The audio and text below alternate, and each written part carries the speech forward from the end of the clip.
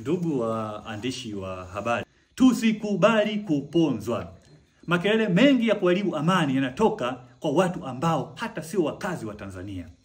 Kwa watu ambao wameshajitosheleza, na wengine pia watu ambao wanaweza kuwa ni wakazi wa Tanzania lakini wanajua amani hii ikiharibika wanakwenda wapi.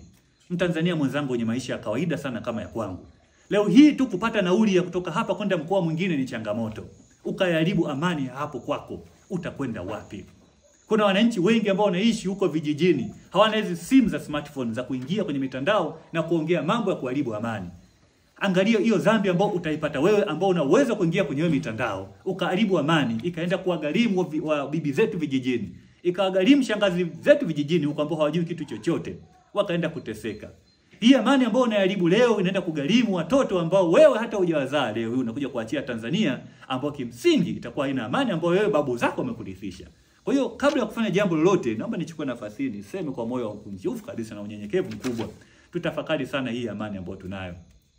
Tuna zaidi ya miaka 64 ya chama chetu cha Mapinduzi. Miaka 64 ya amani katika nchi yetu hii ya Tanzania. Tuna zaidi ya miaka hiyo.